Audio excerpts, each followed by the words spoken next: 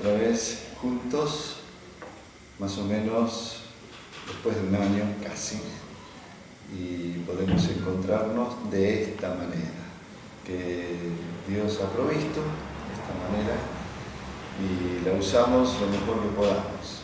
No es lo más excelente, porque desearíamos encontrarnos cara a cara, poder abrazarnos, poder verles, pero el Señor permite ahora de esta manera y la usamos. El tema que vamos a tratar, es del sacerdocio de los hijos de Dios.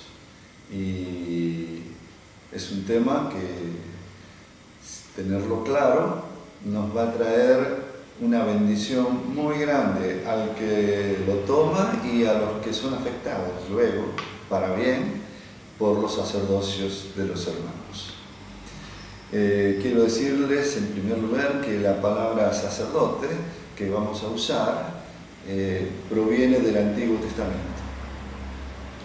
La primera expresión del sacerdocio que aparece en el Antiguo Testamento se refirió a Melquisedec, que fue este encuentro que él tuvo con Abraham después de una gran victoria para librar a su familia y a sus siervos de los enemigos. Y le salió al encuentro este sacerdote Melquisedec, rey de Salem. Entonces, esta fue la primera expresión del sacerdocio. De Melquisedec se dice que era sacerdote del Dios Altísimo. Bueno, y de ahí está la inspiración sacerdotal que luego toma Moisés, pero después en el Nuevo Testamento aparece que Jesús fue también sumo sacerdote según el orden de Melquisedec.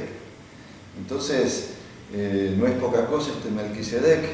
Este Melquisedec fue sacerdote fuera de la ley. Los sacerdotes escogidos por Moisés fueron dentro de la ley y tenían la facultad de ejercer su sacerdocio hacia el templo y todo lo que tenía que ver con los rituales del templo. Bueno, lo que el Señor quería, y lo expresó muy bien en Éxodo, donde nos habla de que Él quería un pueblo de sacerdotes y gente santa. Esto fue lo que el Señor quería de su pueblo, que todos fuesen sacerdotes. Fue una lástima que solamente Moisés derivó el sacerdocio a la tribu de Leví. Y bueno, ellos se ganaron este sacerdocio por su fidelidad. Pero el gran deseo de Dios era que todo su pueblo fuese un reino de sacerdotes y de gente santa. Bueno, esto no se pudo en el Antiguo Testamento lograr. Entonces vino Jesús y él sí fue declarado sumo sacerdote según el orden de Melquisedec. Y así como fue sacerdote, donde no se conoce quién era su familia, es como si fuese un sacerdote eterno. Así fue Jesús. Y él se ganó el título de sumo sacerdote por varias razones. Se ganó este título de sumo sacerdote. Primero porque él existía antes y siempre, fue el Cristo eterno, estuvo siempre con nosotros, con el Padre, se encarnó y él fue sacerdote eternamente y para siempre, pero aquí se encarnó y su sacerdocio fue un sacerdocio como hombre. Y eso es muy importante, por eso es según el orden de Melquisedec, que también era un hombre. Entonces Jesús también fue hombre y él se ganó el título de sumo sacerdote. Así que se lo ganó de esta manera y de esta manera fue distinto a los otros sacerdotes del antiguo pacto, porque en el antiguo pacto el sacerdote para que los pecados fuesen perdonados, él tenía que sacrificar un animal, un cordero. En cambio, Jesús, que tenía que sacrificar, fue también Él el mismo sacrificio. Él se sacrificó y quitó los pecados una vez y para siempre, sin necesidad de estar sacrificando constantemente animales. Porque fue un sacrificio perfecto, de alguien que no había pecado, que es eterno, que era el Hijo de Dios, que Él dio su vida. ¿Para qué? Todo para llegar a tener un pueblo de sacerdotes. Y no solamente esto, qué interesante Melquisedec, porque Melquisedec le ofrece a Abraham pan y vino, qué interesante, qué profético que fue. Estaba profetizando a este sumo sacerdote, Cristo Jesús, y su muerte en la cruz. Y aparece para bendecir, y tanta bendición nos ha traído Cristo Jesús. Yo solamente quiero traerles esta palabra y mostrarle en Apocalipsis este gran deseo que se cumplió en Cristo Jesús. En Apocalipsis capítulo 1, versículos 5 y 6, dice estas palabras: y de Jesucristo, el testigo fiel, el primogénito de entre los muertos y el soberano de los reyes de la tierra, al que nos amó y nos lavó de nuestros pecados con su sangre y nos hizo reyes y sacerdotes para Dios su Padre.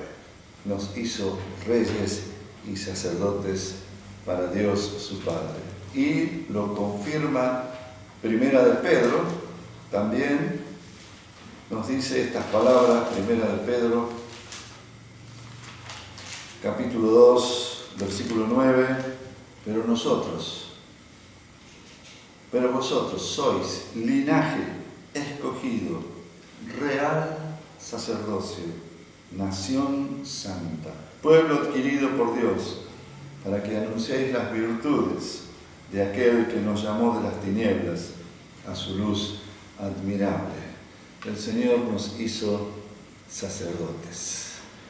Cuando nos convertimos, no solamente fuimos declarados hijos de Dios, no solamente fuimos declarados discípulos de Jesús, sino que también reyes y sacerdotes. No sé si lo tenés tan en cuenta esto, que también nos hizo reyes y sacerdotes. Y todo muy parecido al sacerdocio del Antiguo Testamento en algunas de sus funciones, porque el sacerdocio del Antiguo Testamento era sombra de lo que iba a venir, pero muchas cosas que ocurrían en el sacerdocio o con el sacerdote del Antiguo Testamento también ocurren en el sacerdocio de hoy. Digo algunas cosas. Primero quiero concientizar de que somos sacerdotes. Una vez, siendo adolescente, quise tener un poco de dinero y quise trabajar en algo, y había un hermano en la iglesia que era arquitecto y le dije, ¿no habrá algún puesto por ahí para mí? Y él me dice, sí, ¿cómo no? Así que me mandó a una obra una casa que estaban edificando, refaccionándola. Así que dice, andá y habla con el capataz. Así que yo fui y hablé con el capataz y le dije, me manda el arquitecto. Bueno. Dice, bueno, vaya arriba y ahí estamos terminando de edificar una pared y termínela. Así que ahí tiene un balde con mezcla. Así que fui. Y bueno, y vi que sí, que había una pared empezada pero no terminada. Así que yo había visto alguna vez poner ladrillos. Así que bueno, supe que había que poner mezcla y luego los ladrillos arriba de la mezcla. Eso hice. Al rato vino el capataz y me dice, ¿qué está haciendo? Le digo, estoy levantando la pared. No, usted no usa hilos. ¿Hilos? Le digo, ¿para qué? Hilo para marcar que esté derecha la pared.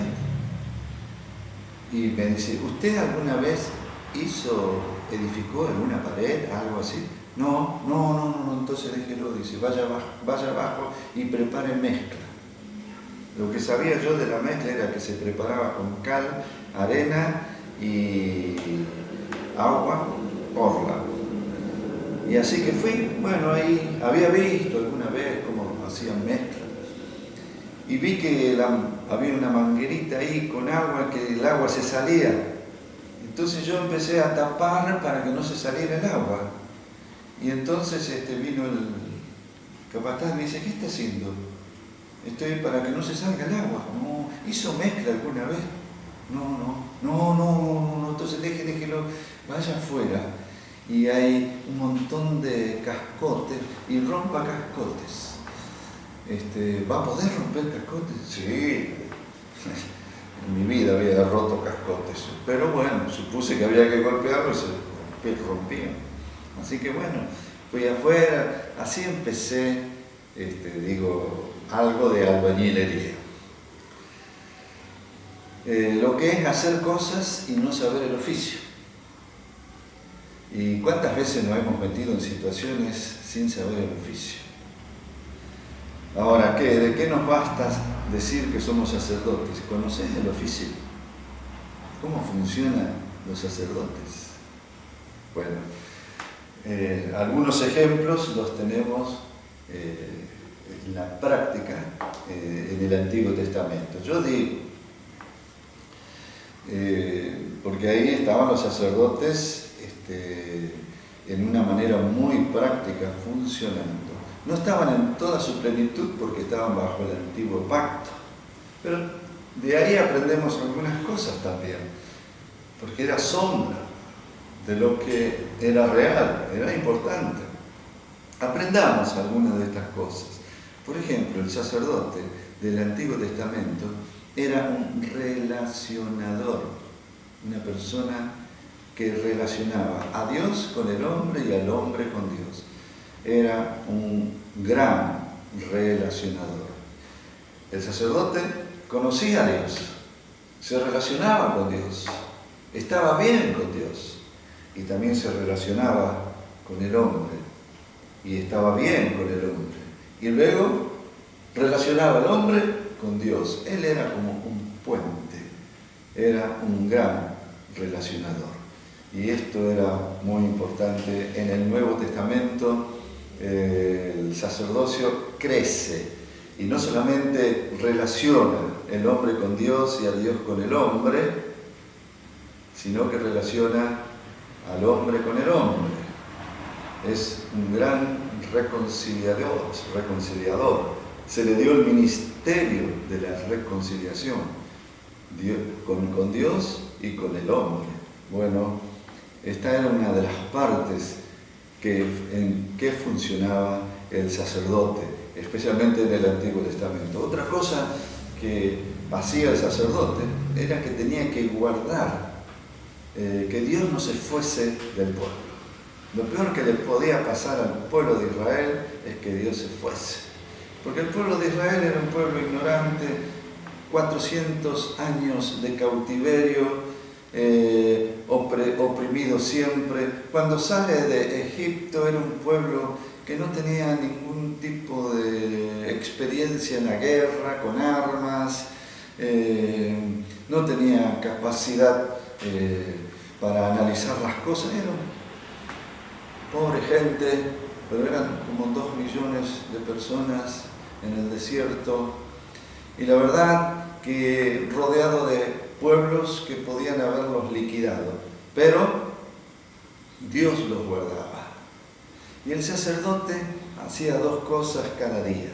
Lo primero que hacía cada día el sacerdote, cuando salía de su tienda, abría su tienda y miraba hacia el cielo y se fijaba si estaba la nube de gloria. Y si estaba la nube de gloria, él decía, este día Dios va a estar con nosotros. Y al atardecer y al anochecer, donde las puestas del sol en el desierto eran hermosas y todos admiraban las puestas del sol en el desierto, pero el sacerdote no miraba el desierto, miraba hacia el tabernáculo, a ver si estaba la columna de fuego sobre el tabernáculo.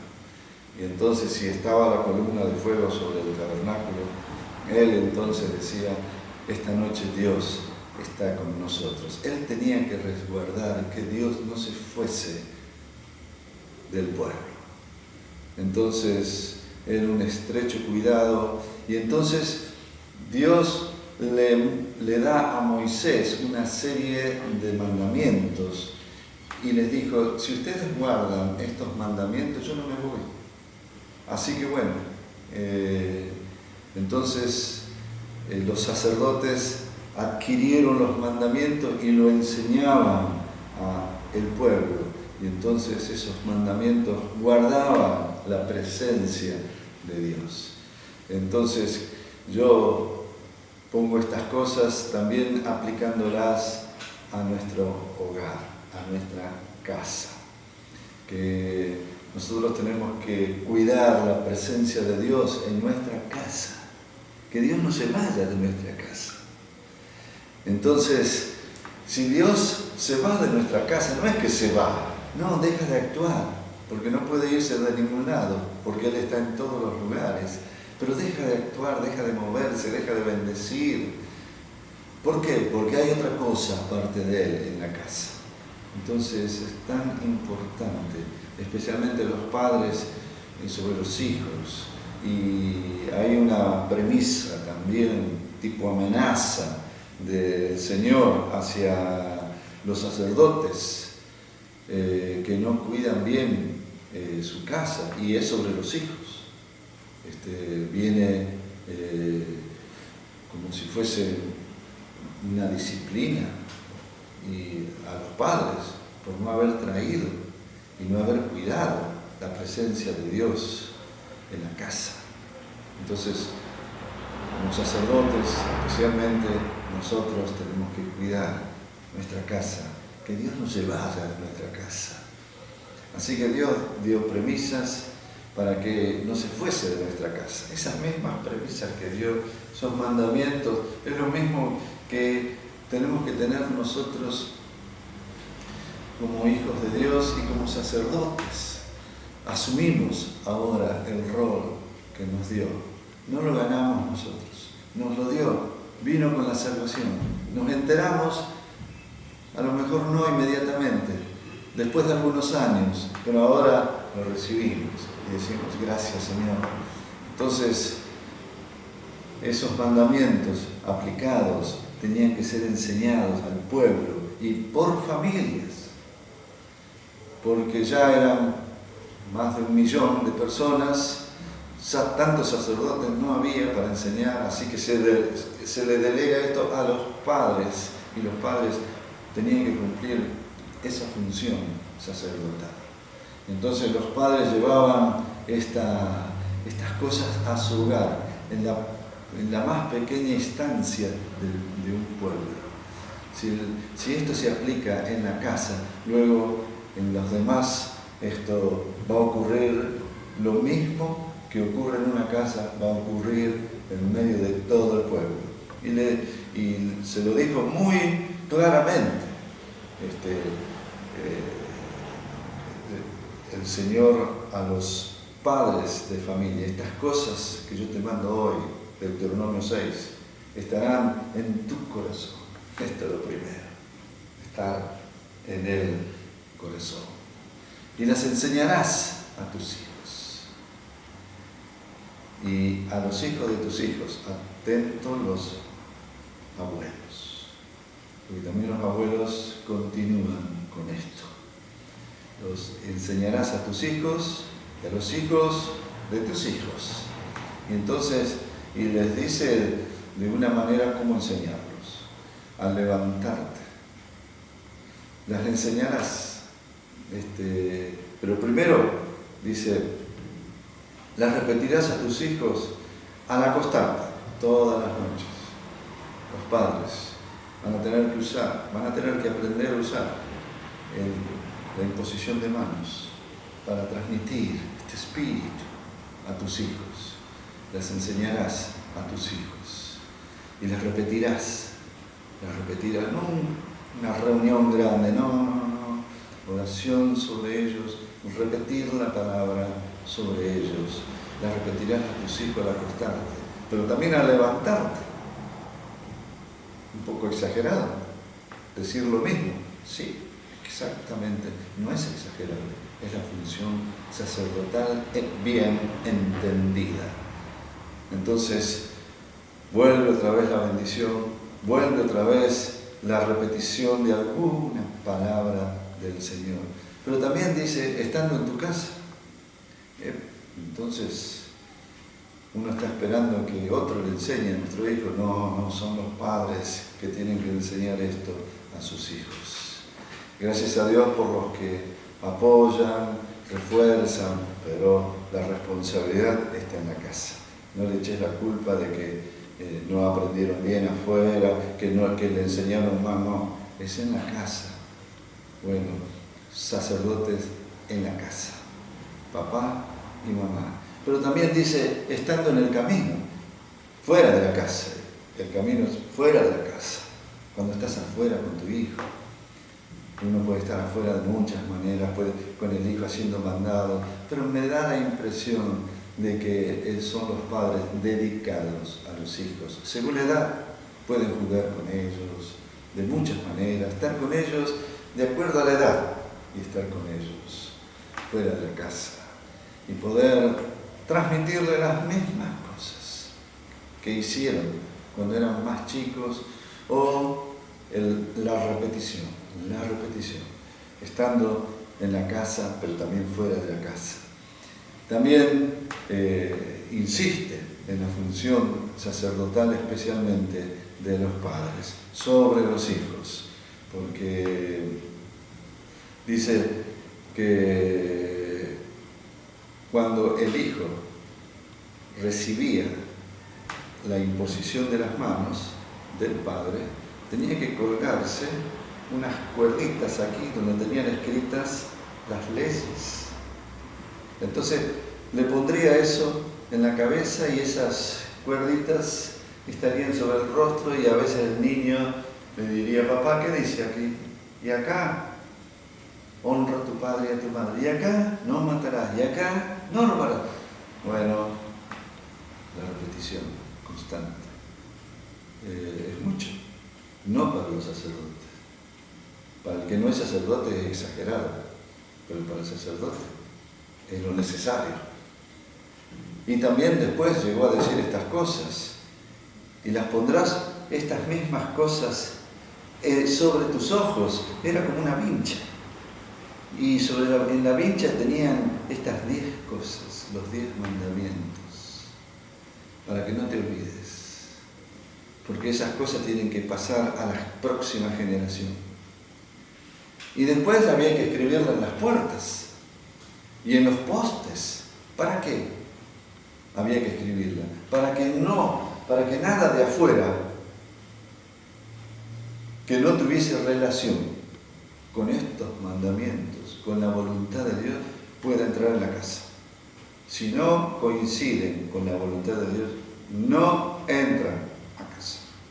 Era fuerte, ¿no? Era exagerado. No es ni fuerte ni exagerado. Era la función del sacerdote. Hay una expresión sacerdotal de un padre que escribió en el Salmo 34 y dice estas palabras. Miren qué lindo cómo las expresa. Venid, hijos, dice, versículo 11, oídme. Quiero que sean médicos, abogados, ingenieros, maestros. No, miren lo que dice. Venid, hijos, oídme. El temor de Jehová os enseñaré. Papá, ¿qué va a enseñar? El temor de Jehová.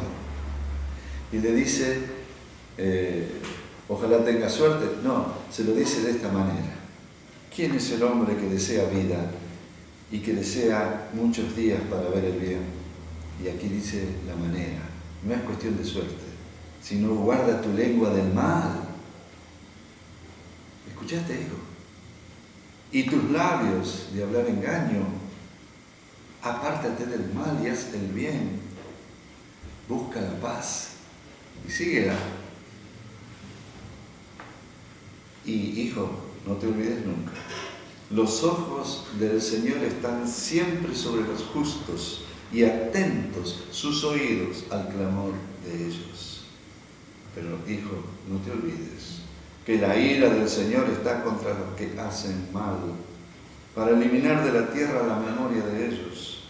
Hijo, claman los justos, y Jehová los oye y los libra de todas sus angustias. Cercano está el Señor a los quebrantados de corazón y salva a los contritos de espíritu.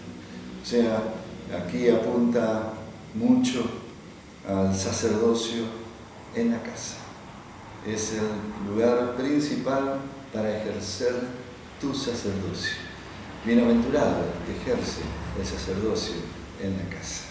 Hay mucho más para compartir sobre el sacerdocio y para aprender cuál es nuestro funcionamiento.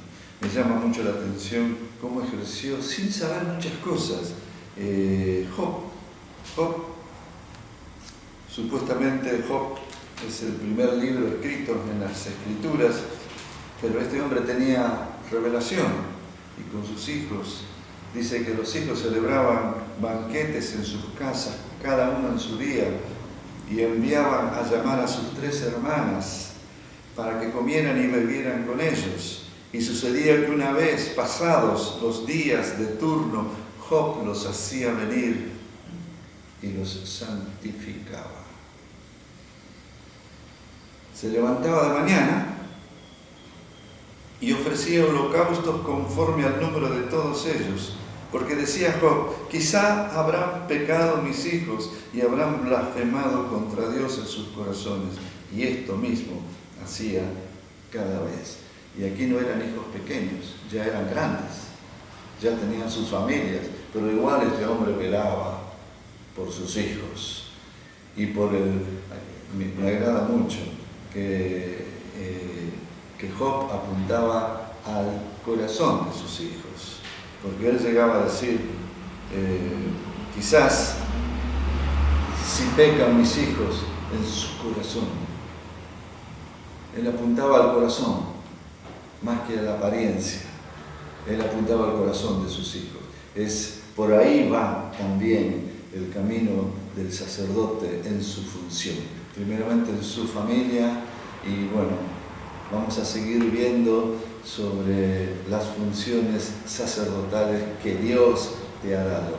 Si te animas a decir conmigo, gracias Señor por el sacerdocio que me has dado. ¿Podés decirlo otra vez? Gracias Señor por el sacerdocio que me has dado. Lo recibo con acciones de gracias y en el poder de tu Espíritu Santo.